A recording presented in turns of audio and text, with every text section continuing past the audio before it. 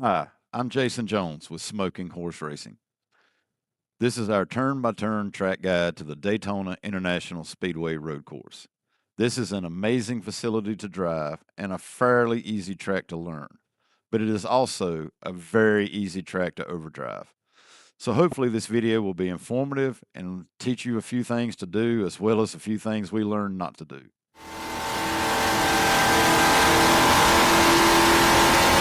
Approaching the start finish line to begin your lap, you want to be mid track to mid track left just by maybe a half a car length. This is going to set you up to put the track marker that's directly past the start finish line on the right side of your vehicle.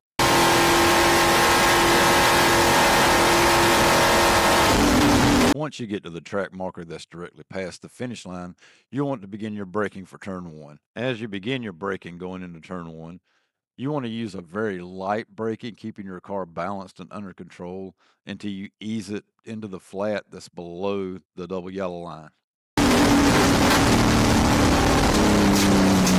Once you're below the double yellow line and in the flat, you can aggressively get on the brake. I try to brake in this area as hard as I can while still maintaining control over the car. At this point in turn one, you should have the majority of your heavy braking completed, but you still want to maintain a pretty significant trail brake. This will allow you to keep some pressure and some weight on the front of the car, allowing a little bit of mechanical grip as you start to drift into turn one. Keep in mind that the infield of Daytona is usually very flat.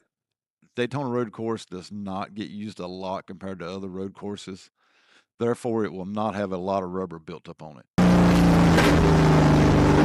Turn one is a fairly long, sweeping left-hander. There is plenty of runoff to the right to where if you overshoot it, you're not going to be in too much trouble. But you mainly want to keep the car track right as you start to spot the tires on the left. At that point, you want to maintain a pretty heavy trail braking and aim the car for the tires.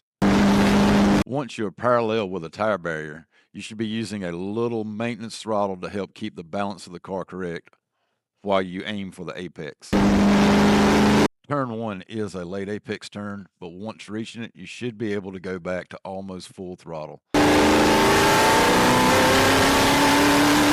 Turn two, you should be pretty much flat out at this point. It has a very mild curb entering as well as a mild curb exiting. Your main focus here should be to use a little curb going in as well as a little curb on exit. That way you can straighten this section as much as possible.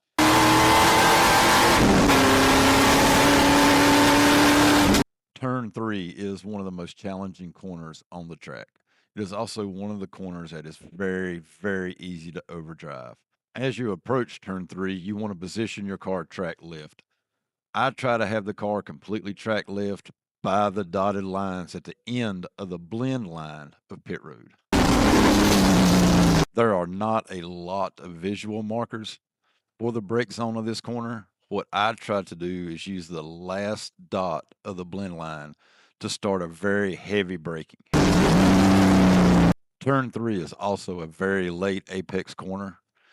You want to really trail brake hard and stay track left longer than you think you should before making a complete turn in. At this point of turn three, you want to be a little tighter to the inside than I am in this video. If you're not, it's probably because you've done what I just did, and that's maintain a little too much speed through it to be able to tighten the wheel up enough. There is a very mild curb at the exit of turn three that's fairly safe to use and a little extra runoff in case you push it too hard. But the fastest way through the corner is to barely touch the curb, getting back to full throttle as soon as possible.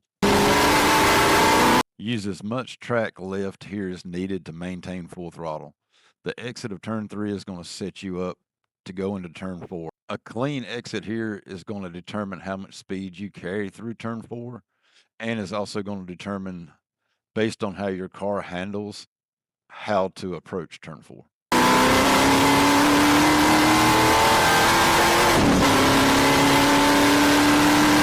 Turn 4 is a fast sweeping left-hander. You want to approach turn 4 by having the right side of your car almost on the rumble strips of the right-hand side of the track at about the 2 brake marker.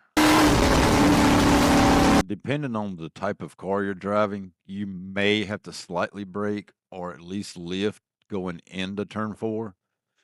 Some cars can take this flat out, but most faster cars will have to at least lift, such as we did in this video. At the center of turn 4, you want to get the left side of your car either on or barely touching the curbing. Also through here, be very mindful of control inputs.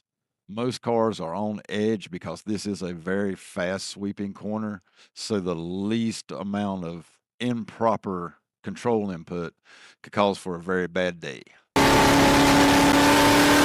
Turn 5 is also a very flat, fairly tight 180-degree right-hand turn. This is also a very, very challenging turn to get correct. Braking for this turn is fairly hard pressure. I use the midway point of the service road on the left to begin my initial braking. I try to get all of my hard braking done fairly quickly before entering this turn. That way I can keep momentum built in the car, as well as using trail braking to help the front end more than actually slowing the car down. Turn 5 is a lot like turn 3. It has a very late apex, but it has less runoff track left than turn 3. Once again, I missed the apex of this corner a little because I carry too much entry speed, which seems to be easy to overdo, and why I stated at the very beginning of the video, this is a very easy track to overdrive.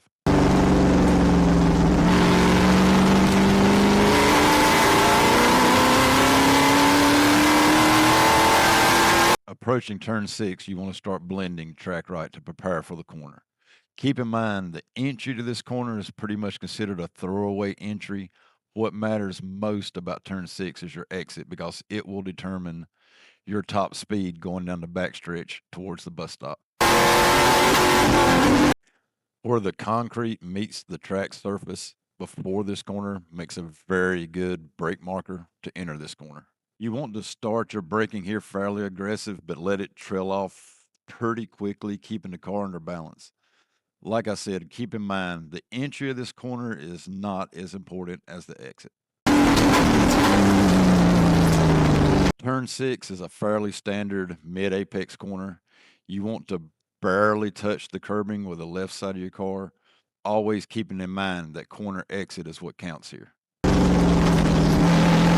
After reaching the apex of the corner, you want to be back on throttle as soon as possible. You want to carry as much speed as possible through the exit of this corner. Because of the length of the long backstretch to the bus stop, everything you gain here will be multiplied throughout that distance.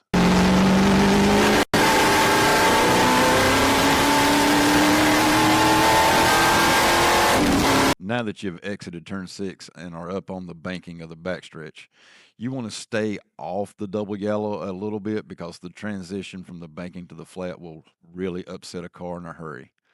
Other than that, find a line that your car likes and just maintain full throttle all the way to the brake markers going into the bus stop.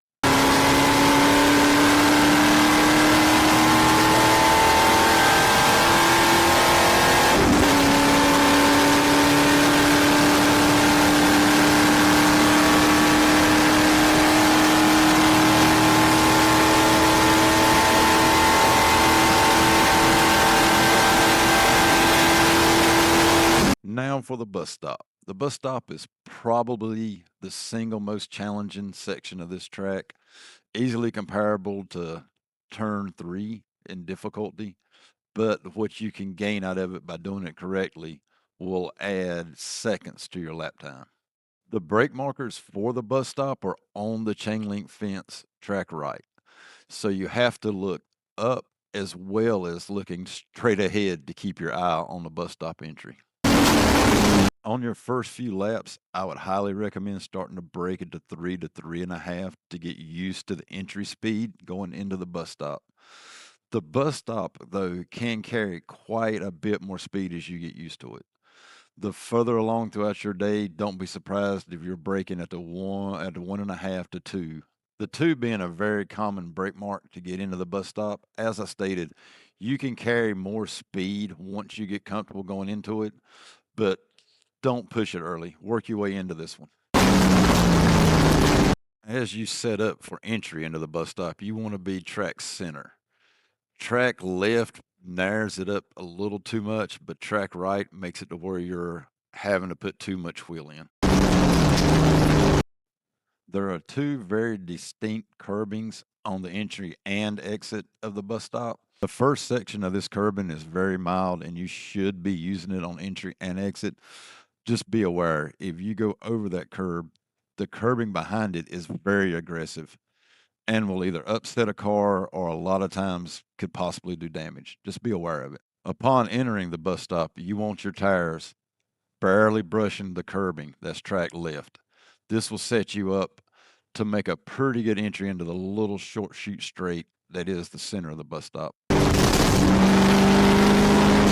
Through the center part of the bus stop, you want to maintain as much maintenance throttle as possible to keep momentum built up through this section.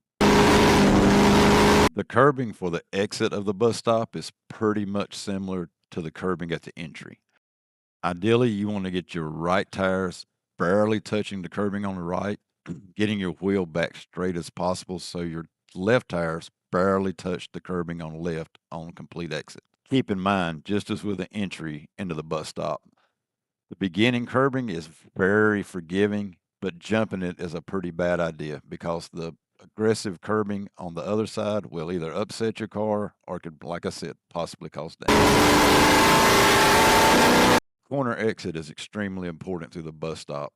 The amount of speed you maintain through it will increase your lap time dramatically over the entire length of the backstretch around the start-finish line.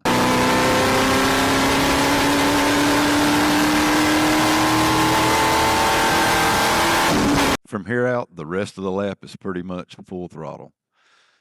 Just keep the car right of the double yellow line because the banking is aggressive and the transition to flat will upset your car.